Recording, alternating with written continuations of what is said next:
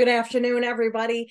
We're going to get started. Some people are still logging in now, but they'll kind of catch up as we go along because I do want to stay cognizant of everybody's time.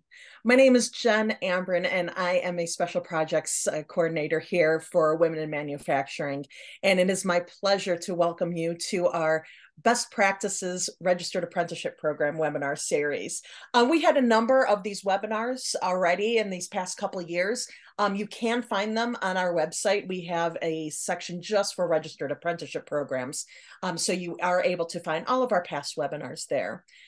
But in all of our past webinars, the number one question I get every single time is, but we have a union, so what do we do? And I am so proud and happy that I was able to talk to Becky Calwell, who is the senior manager at Jobs for the Future, and Stu Bass with ProjectWorx. And they are both very kind to give up their time today to talk about this. Stu has a wide background in unions and union negotiation, and he has great insights with his works with JFF in order to bridge the gap with apprenticeships and unions. But before we get started, for those of you who don't know about women in manufacturing, we're based in Cleveland, Ohio, which is where I'm at right now, and it's actually not too cold, so yay us. But we were started in 2010 by Allison Graylis, our president and founder. And since then, she has grown women in manufacturing to, we are up to 21,000 members, actually a little over that now, representing all types of manufacturing.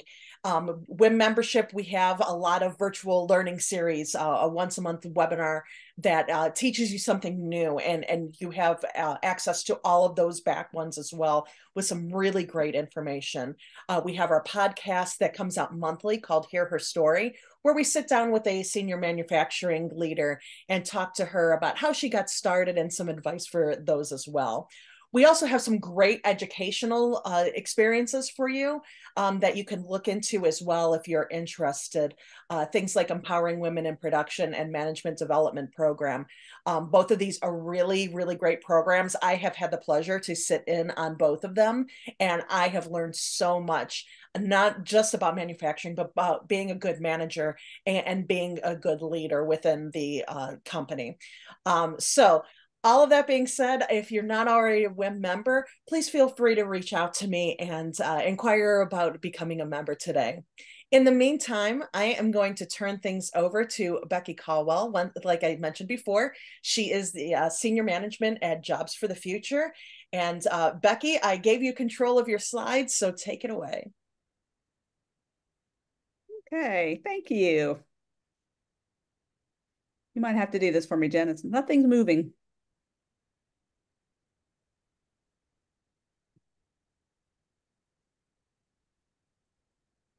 Hey, Jen, can you advance it for me? It's not going for me. Sure, no problem.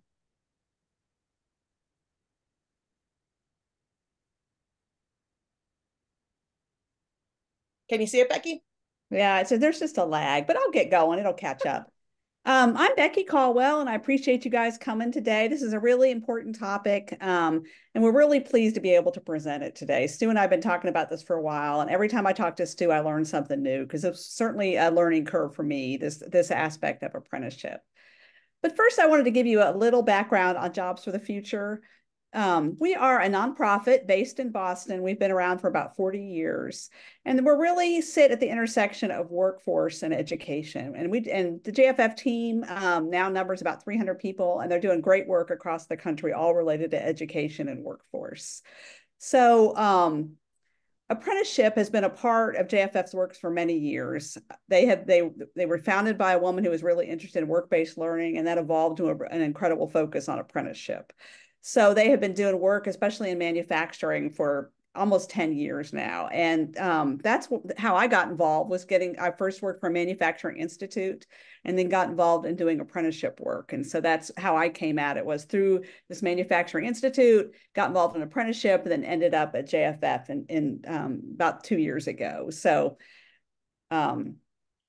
I still can't see the slides, Jen, but I'll just keep talking and you can move along with us. But I wanted to tell you a little bit about our project, which is, it's called IDM, Improving Diversity in Education, Improving Diversity and Equity in Apprenticeships and Manufacturing. This project started at JFF in 2020.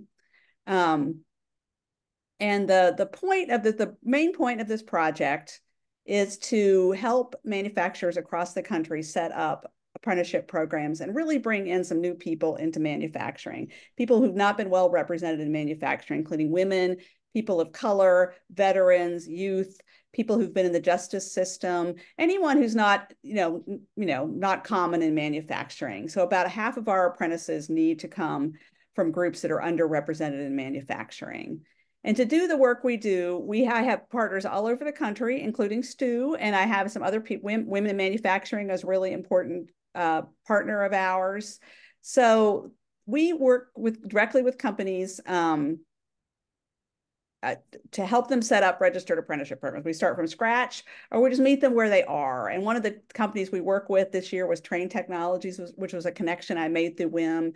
And we helped them set up an apprenticeship program for the people who service their air conditioners, their commercial air conditioner systems all over the country. So, they had already done a lot of research on the topic. So we just came in and sort of assessed, where are you now? And we helped them develop a program.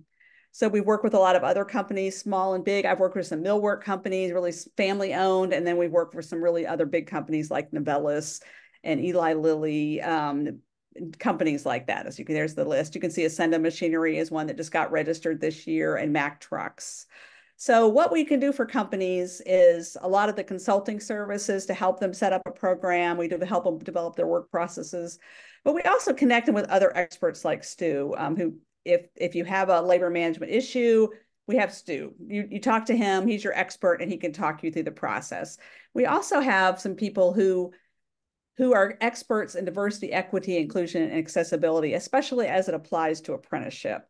And they can meet with you and help you talk about how an apprenticeship program can improve your recruitment, how it improves retention, and also about the special rules that are out there for apprenticeship. There are some special rules, some rules you have to follow when you do a registered apprenticeship program about equal opportunity, EEO, and affirmative action planning. So that's the people on our team. And we also have some money available for companies and organizations that want to get going on apprenticeship.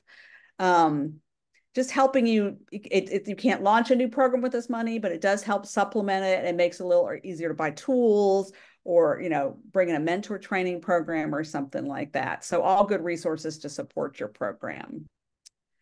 So I wanted to, before I turn it over to Stu, one thing I always talk to people about are some really important steps to start an apprenticeship. And the first step of all, of course, is to seek buy-in. I mean, you cannot do this alone, and you can't, you can explore the topic, but you're not going to make much progress without buy-in, from your CEO, from HR, from the managers, but of course the labor groups are really important at your organization. It's just quite nearly impossible to do it without them. And you don't want to, as Stu will explain. There's a lot of good reasons you want to bring them in from the beginning and get them on your side. One thing I want to talk about, and Stu told me to prep you all, is that when you have an apprenticeship that includes a union, it's called a joint program. We call those without apprenticeship programs non-joint programs. So you're going to hear him talk about that, but that's how we divide them up. And so I'm now going to turn it over to Stu and let him talk about the importance of this relationship and how to nurture that relationship. Thank you, Becky. That was very helpful. Let's see if I can. What happened? There we go. So welcome, everybody. I just wanted to let you know who I am a little bit. I've been working with Jobs for the Future since about 2015, when we had an American Apprenticeship Initiative grant for manufacturing to help expand the occupation industrial manufacturing technician, which is an entry-level occupation. That's a 3,000-hour program. And I also worked with Jobs for the Future in manufacturing, and also with their Center of Excellence, the Diversity, the Diversity, Equity, and Inclusion and Access Innovation Hub. That's also those two projects that Becky mentioned in the hub are sponsored by the U.S. Department of Labor. And I'm also working with the AFL-CIO's Working for America Institute, which is the workforce development arm of the National AFL-CIO. They have a project called Partnership to Advance Manufacturing Apprenticeships, PAMA, that is also funded through the Department of Labor. With this experience of working in workforce development, I came to this through helping to start a nonprofit, which is the workforce development arm of the Pennsylvania AFL-CIO. I'm located in Philadelphia, and we started the Keystone Development Partnership in 2002, and that started in public transit. I've actually been in numerous unions. I started off in the International Ladies Garment Workers Union in the last century, where I was a machine operator making sweaters. Then I became a welder, and I was in the Iron Workers Union doing production work. And from there, I became a welder for the transit union here, within the transit union here at SEPTA, for the transit agency. And while there, halfway through my career at the transit agency, I became a full-time union rep and worked under 6 different administrations at the local. Mostly my proudest achievement was that I created a training coordinator and we registered apprenticeships at the transit agency that actually had a history of strikes. And so I was designated as the labor management point person for the union. And what I learned was that there's a lot of resources that the union brings to the table and that the management often may not acknowledge. So I wanted to talk to you about that today. I'm assuming here that y'all know about apprenticeship, that there's different types of sponsorships. Becky mentioned that if there's a union present, the word joint indicates that. And you can have an individual joint apprenticeship or a group joint. The group joint apprenticeships may be what can be referred to as the traditional ones of the building trades, where there's a union that is actually all those, when you hear about the electrician's apprenticeship or the carpenter's, it's actually a joint labor management government program. And when you hear about joint in manufacturing, it means that the management and the union work together to have the best possible apprenticeship. So if you were in a position where you were thinking about an apprenticeship or you have an apprenticeship and you got to work with the union representatives, then that's what we're going to talk about today.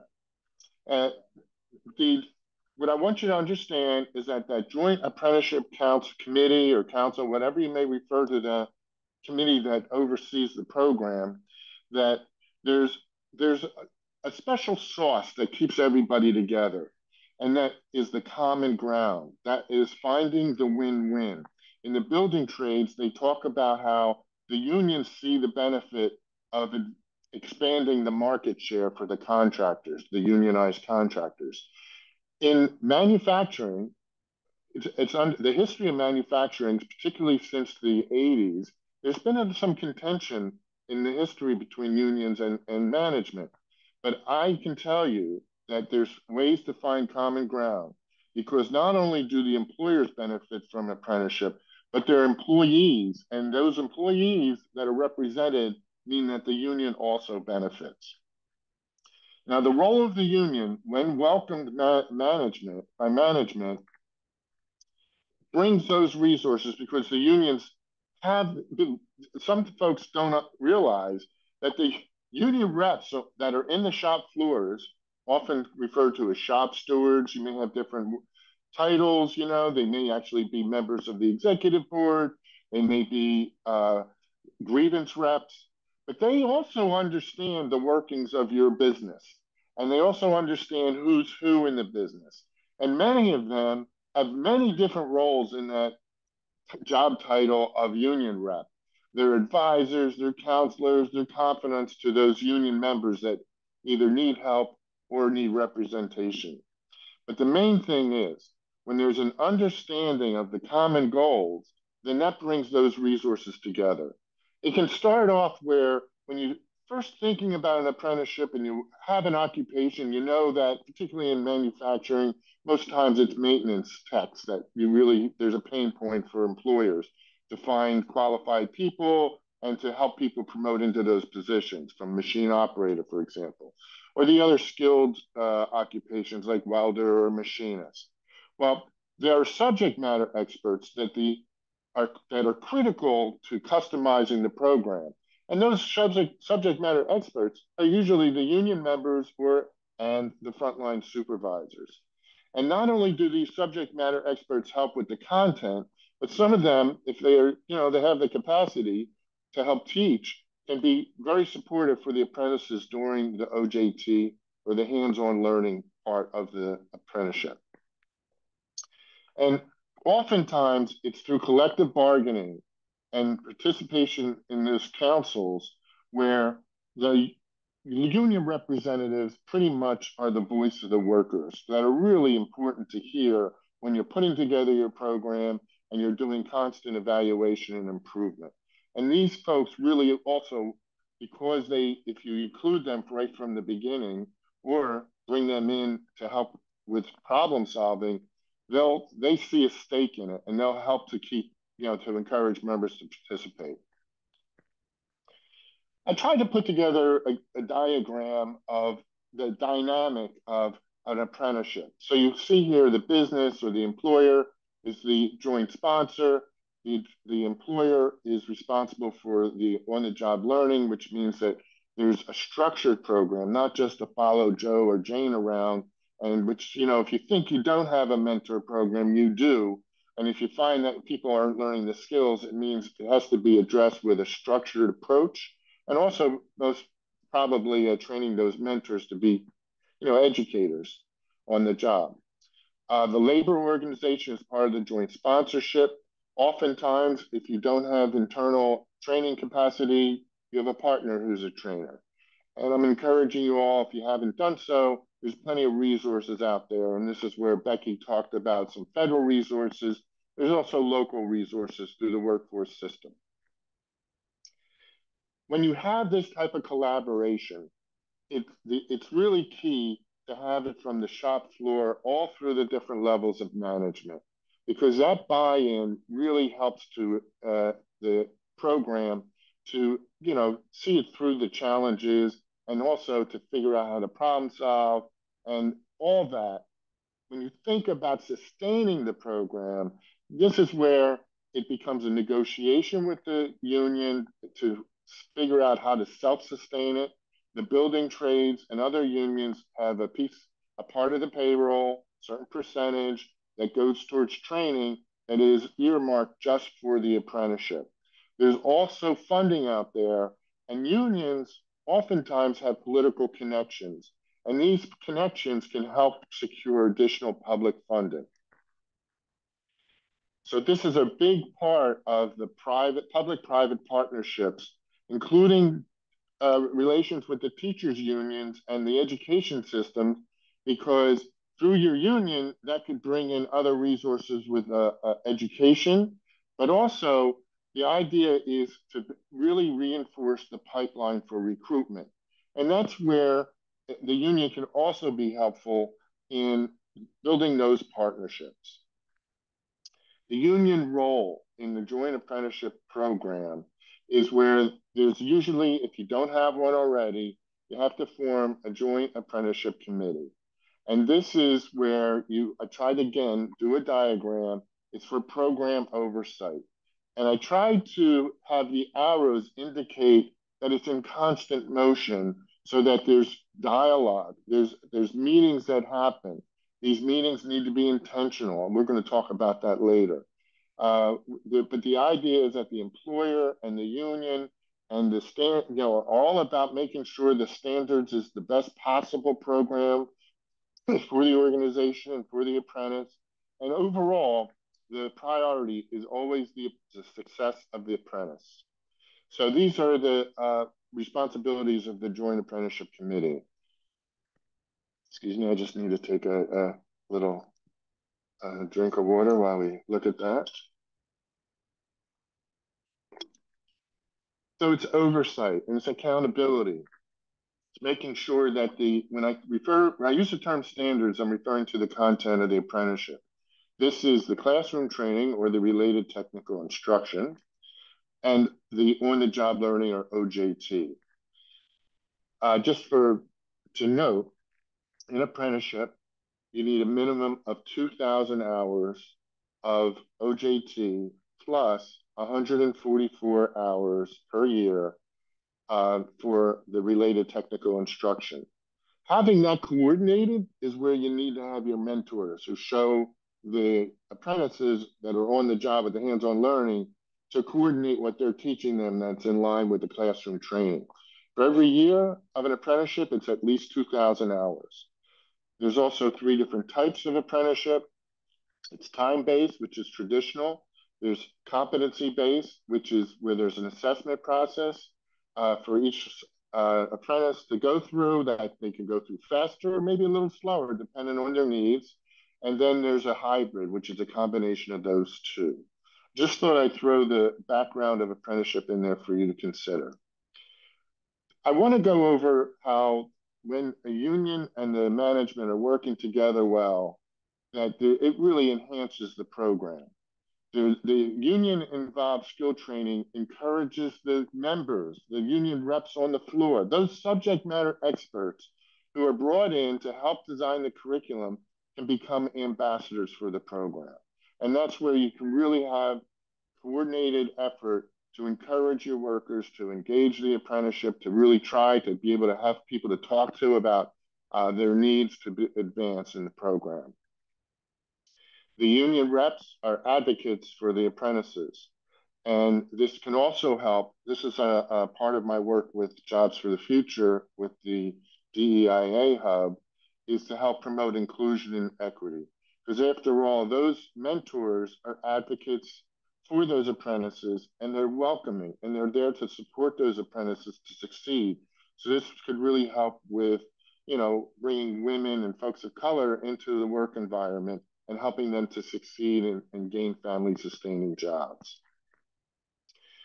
Unions can advance issues of particular importance along those lines, and they could help to make sure that the apprenticeship resources are there for everybody to succeed. This is one of the things I think is really important. When unions and management engage in labor management processes, this really helps with problem solving. And when they start to identify the problems that they can solve for the apprenticeship and separate them from those of the collective bargaining. When I refer to collective bargaining, it's the contract. Those issues can sometimes undermine an effective apprenticeship. Issues like who goes to the training, who gets these opportunities. So we're talking about seniority. We could be talking about jurisdiction. If you're going to have somebody who is in one occupation or one job title going into a program and changing job titles, then you're talking about jurisdiction and what they can do as an apprentice and what they can do as a journey worker in that. These are all issues that need to be resolved separate from the Joint Apprenticeship Committee.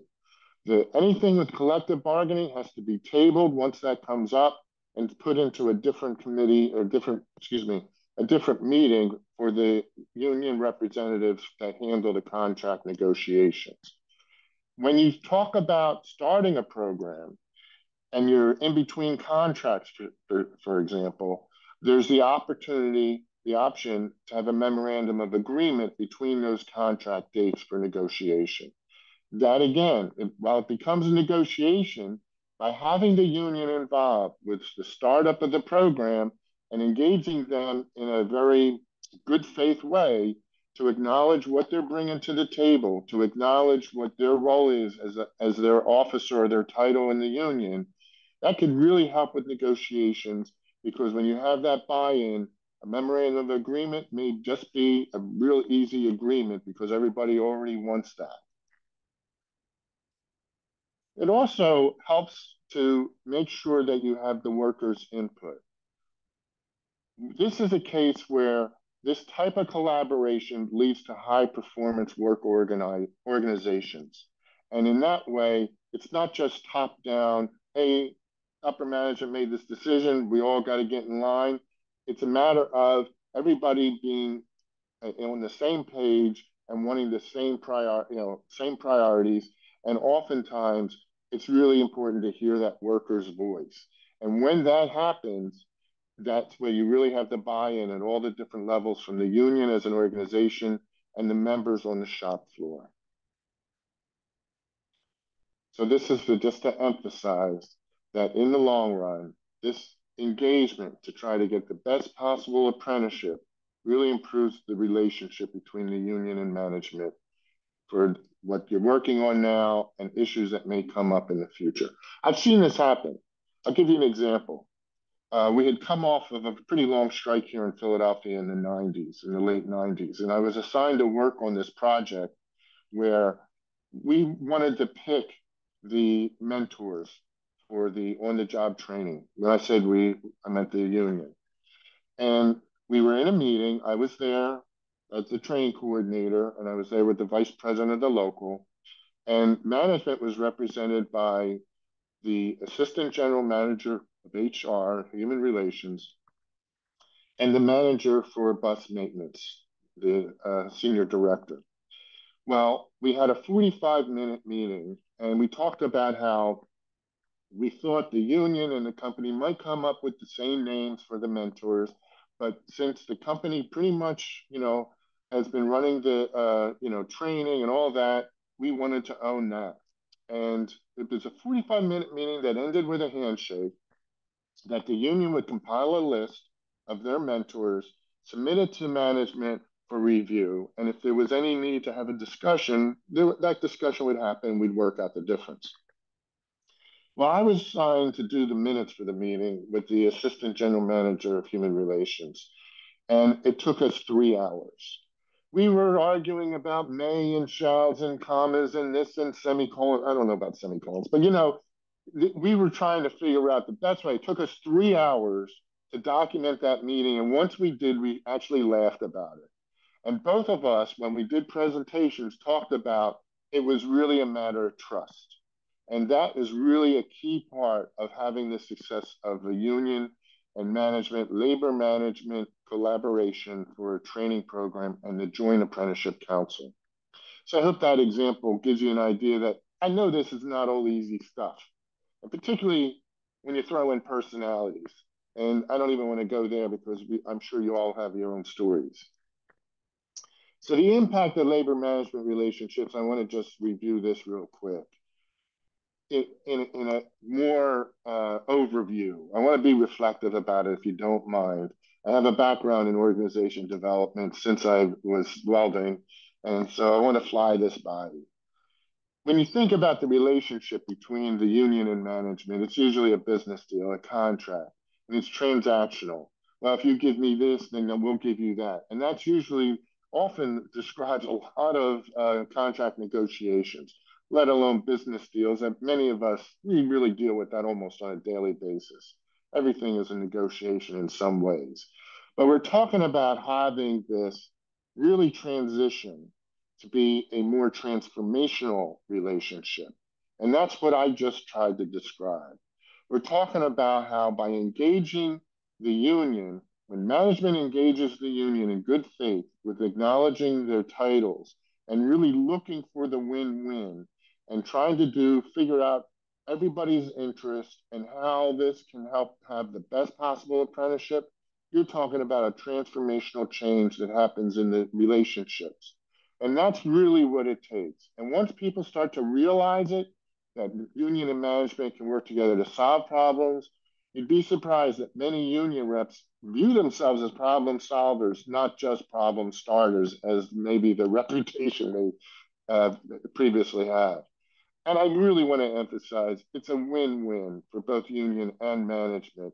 And unions, once they understand their role, because ultimately, once you define the goal and we all agree on the goals, then it's a matter of who's doing what. So an example may be who's going to be the apprenticeship coordinator.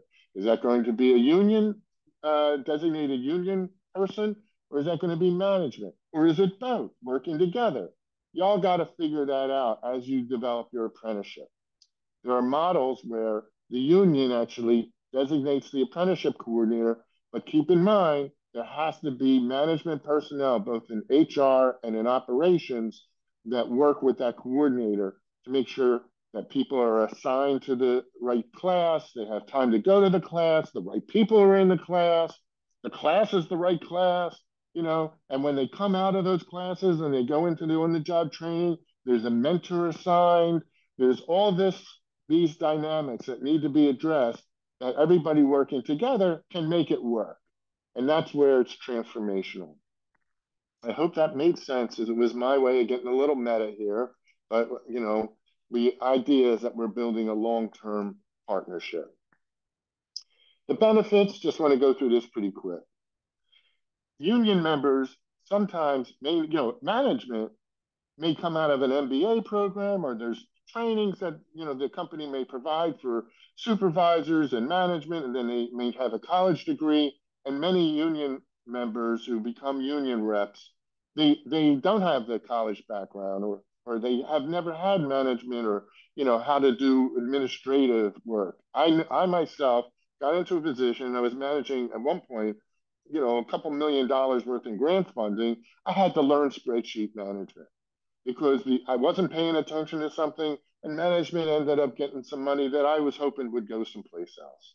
So not only is it administrative skills, but it's problem-solving skills. So you may need a third-party advisor there, which we had, to help facilitate the process for joint decision-making. This way, it encourages leadership, and it helps people to grow into those roles as leaders, and it really helps make the workplace a better place to be in. And if you think about it, we spend more time at work than we do in many other areas of our lives. Quick review of the characteristics of a joint apprenticeship committee. There's joint governance. I think it's really important to have ground rules. Like I said, for example, if it's anything concerning the collective bargaining, that gets put to another meeting for the union and the management for the negotiations. It's really critical to have direct and honest communication, and also know that sometimes when you have direct and honest communication, you may need to have some time to hey, we got to revisit the goals here. When folks start saying what they really think, they may not say it in a way that can be heard easily. That commitment is really critical to see through all this.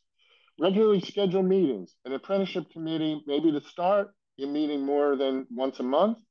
Usually it's once a month, or maybe quarterly, once you get the program up and going.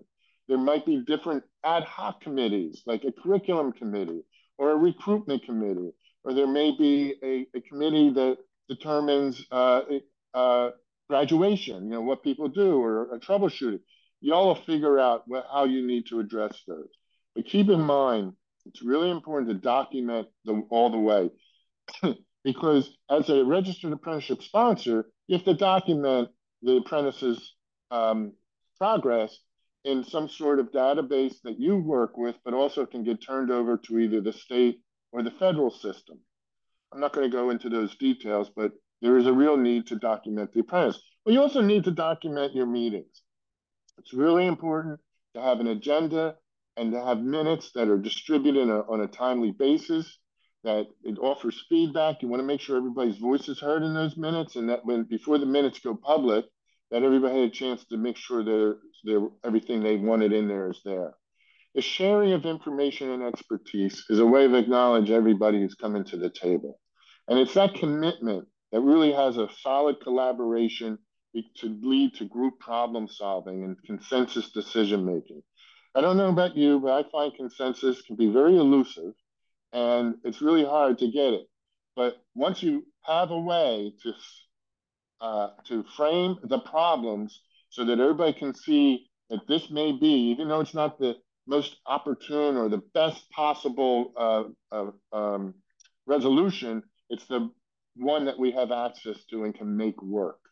And that is always because it's focused on training programs and how to address those other worksite issues in separate meetings. Got to keep that focus. And ultimately, it's onward with apprenticeship is what it's all about. So where do you start? So I wanted to put together this. So you had to start with, just as a review in some ways, respect union protocols. What that means is you need to start off with, you may start off with who you are the most friendliest with the union officers, but ultimately you have to have the lead officer, the president, or business manager in that room to start the program and to develop the process for putting together the labor management partnership. And once the president is involved, then they'll decide who is going to be the point of contact. If you have a small local, it might be you're doing all this work with the president and one of their designees. Once you have the members of the apprenticeship committee designated, you want to establish the oversight, right? And how you want to, whether you want to form subcommittees like for curriculum or recruitment, like I mentioned. Excuse me, but the first decision that a joint apprenticeship committee usually makes is what occupation to apprentice. And that's really what it becomes how are we going to work out the process to make our decisions. And this is a way, once you may find you all agree. Like I said, it's usually maintenance techs. And if you've already started an apprenticeship, and you have the occupation, then you want to start to designate who are your subject matter experts. If you already have done that, then you want to start to designate mentors, and that you need to have some form of train the trainer for those mentors. And Becky and I could help you with that later on if you have further questions on that. The resources available for this. I wanted to put some links for you. The U.S. Department of Labor has a whole website on labor management partnership programs. And it gives you not clues, but it gives you some techniques and some documents to review and some checklists that can really help out. The Federal Mediation and Conciliation Service also has resources for you to get started. And if there's a need for a third party, the Federal Mediation Conciliation Service, or the FMSC, or FMCS rather, can actually assign you somebody to work with in your region. They're a valuable resource. We have Jobs for the Futures, Improving Diversity, Equity, and Partnerships, IDEA M. Becky is the point of contact for that. I have our information at the end of the slideshow. Chicago Women in Trades. This organization, while it comes out of Chicago, it's a national organization. They've done a lot of work with helping women in non-traditional careers. In fact, I worked with them in Philadelphia, and we started a Philly chapter of women in non-traditional careers that isn't just for the building trades, but also manufacturing. Carpenters have the sisters. I do want to say, I put an emphasis on women with these resources, so that because there's a real need to address that as well. And I want to acknowledge the women in manufacturing as what a wonderful organization that I wanted to try to help also provide resources there. So you have Sisters in the Brotherhood and the Women of Steel. There's resources here that can help provide for mentoring for women that might need their own, they need to have somebody, a woman, to help them see through the hardships of coming into the man's world that exists in a lot of these shops. And also, I really want to promote that you need to have the men involved with this, because they will be advocating for the women that are entering into the workspace. So you know what, Jen? I think we've come to where we're open to questions and answers. I have Becky and my email address is up there if there's any need for follow-up. So Jen, how do you want to approach questions and answers? And if you want, you can stop the slideshow. Sure. So first of all, I want to thank you, Stu, for taking the time today and talking with us about this.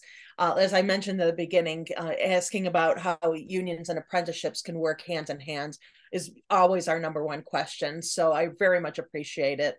If anybody has any questions, down below on the Zoom, you should see a Q&A button. feel free to click on that and type in your question, and we'll get those answered for you. But Stu, I did have a question to kind of kick things off, if that's okay. What do you do if you think a union doesn't want an apprenticeship? I get a kick out of this question. Part of my career was going around promoting apprenticeship in partnership with workforce development boards. And the board would have an employer forum, and I would be brought in as a speaker. Now, at that point, I was a director.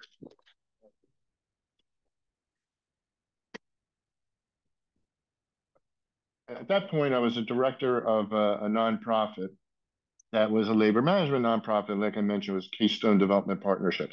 Doesn't tell you that it's a union related affiliate of the Pennsylvania AFL-CIO. So I would do my presentation, and they would come up to me and say, you know what, we really want to do this, but the union just doesn't want to do it. And I would like, oh, really? Well, what's the name of your union? Maybe I should go check them out. And when I did that, I found that the union would tell me, you know, we really want this apprenticeship, but management is the one that's stopping it. And I'm really like, really? So that means what we have is where people are not quite communicating. So if you find the union isn't responsive, I would encourage folks to find the common ground. And that common ground is, I try to define it in the presentation, where one, that the training is going to include the union in designing it, that you're kind of reaching out to the union to be part of this process, because in that way, the union will have co-ownership with management. And then also to think about how it's going to benefit their members, and also that it's going to benefit the company. So the company now is going to be able to get more contract for producing whatever they're making because they have a trained staff. And when they have a trained staff, that means they can start to expand their market share. This is actually important for the union because they don't have their job without the company, you know? So I believe me, one time I was walking into a labor management meeting. It was actually a utility company. And I'm walking in with the president of the local. And I turned to him at one point because he was telling me, he's kind of prepping me for how rough it is to work with management. And I'm like, well, let me ask you, do you think management is your enemy? And the union rep stopped and turned to me and says, you know, we wouldn't have our jobs without them. I said, now can we talk about how to build a labor management partnership? You know, it's really hard for the union rep, this is where the other part is, to acknowledge their position and what they have to do. So the union rep has to be seen as fighting for the members. And some of them, that's all they do. And then some of them view themselves as problem solving to help their members succeed on the job and, you know, get through whatever issues they're facing. Acknowledging that role means also that the union goes to meetings with management for labor management training programs and problem solving, they have to also be seen as a little bit independent of management, because they can't be seen as like they're bought off. So it's a little bit of a slippery slope for that union officer. So you have to consider their role and responsibilities. And when it comes to some of the decisions they are a part of, such as seniority or jurisdiction, then ultimately some members are going to lose, especially with seniority. Somebody's going to win and somebody's going to lose. As a union rep, we always had to make sure it was the right person, and that had to be by the contract. And the union rep oftentimes has to take the static that happens out of that from their members. And keep in mind, union members, usually the employees, have a way of talking to management. But when I was a union rep, I had to train my members to actually lower their voice when they're talking to me, because they would take out their frustrations on me that they felt from that. This happens. I'm trying to keep it real here, okay, Jen? You know, so the idea here is acknowledge what the union rep had to deal with, whatever decision happens. I hope that helps. Absolutely, it does. Thank you so much, Stu. I didn't see any other questions come through the Q&A. So I think that you did such a great presentation that you answered everybody's questions. So that's wonderful. Just so everybody is aware, in the chat, I have put my contact information, Becky's contact information and Stu's contact information. If you have any additional questions that maybe pop up later today, or as you maybe discuss this webinar with somebody later, feel free to reach out to us.